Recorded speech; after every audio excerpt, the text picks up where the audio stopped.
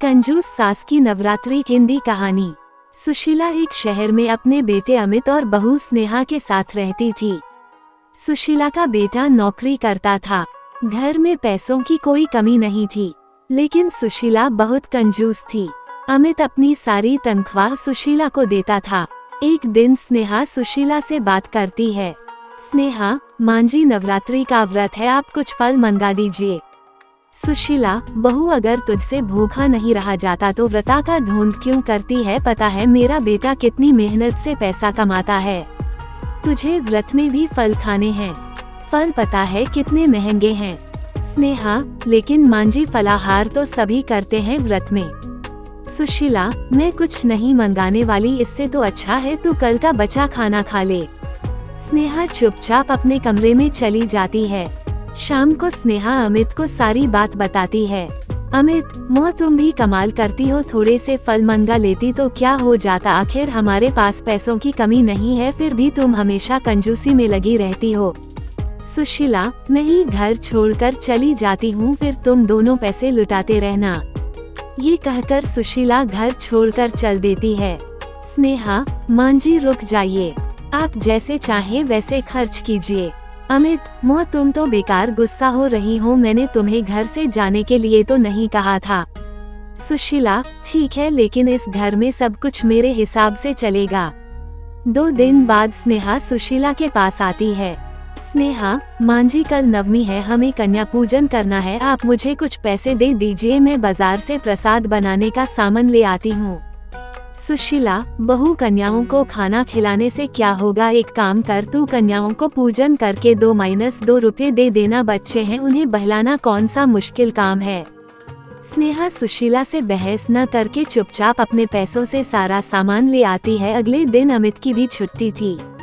स्नेहा सुबह से ही रसोई में प्रसाद तैयार कर देती है। सुशीला, बहू ये रसोई में से देशी घी की खुशबू आ रही है, क्या बना रही है देशी घी में? स्नेहा, मांझी हलवा बनाया था।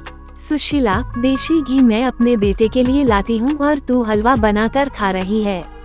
स्नेहा, नहीं, मांझी कन्या पूजन के लिए बनाया है, अभी पूजा करके कन्याओं को खाना खिलाना है। सुशीला, मैंने तुझे मना किया था, फिर भी तू सामान ले आई। स्नेहा, मांझी मैं अपने पैसों से लाई हूँ, आप चिंता न करें। सुशीला, ठीक है, लेकिन खान मैं खिलाऊंगी कन्याओं को, तू तो सारा खाना खत्म कर देगी।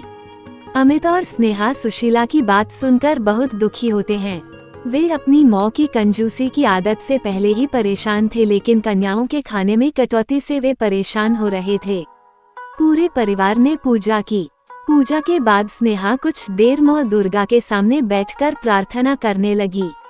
स्नेहा, हे देवी माँ, हमारी भूल चूक क्षमा करना, मेरी सास का हृदय परिवर्तन कर दो, जिससे वे कंजूसी छोड़ दें। कुछ देर बाद 9 कन्याओं भोजन करने के लिए आ जाती हैं।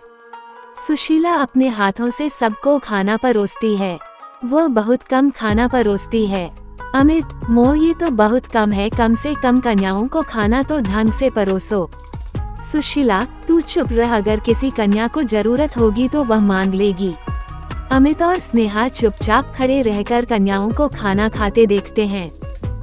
सभी कन्याएं खाना खा लेती हैं। उनमें से एक कन्या अभी खाना खा रही थी। कन्या, मांझी क्या आपके घर में खाना कम बना है?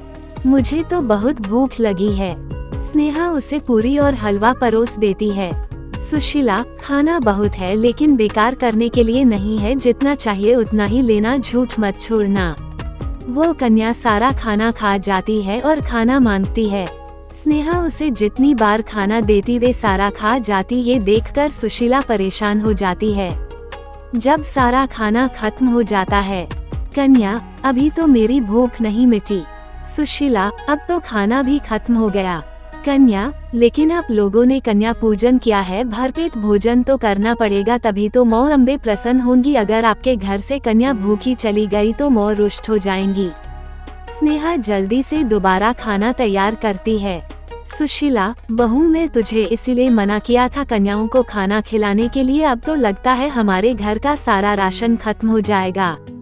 कन्या, मांझी कंजूसी छोड़कर पूजा किया करो, देवी माँ के प्रसाद में कैसी कंजूसी। सुशीला, चुप रह, चुपचाप खाना खा और अपने घर जा। स्नेहा उसे और खाना लाकर देती है, जिसे खाकर कन्या खड़ी हो जाती है। कन्या, खाना तो हो गया लेकिन कन्या को दक्षिणा भी तो दो, कंजूस दादी। सुशीला, हे भगवान, अब इसे पैसे भी चाहिए। तभी अमित उस कन्या को पैसे दे देता है।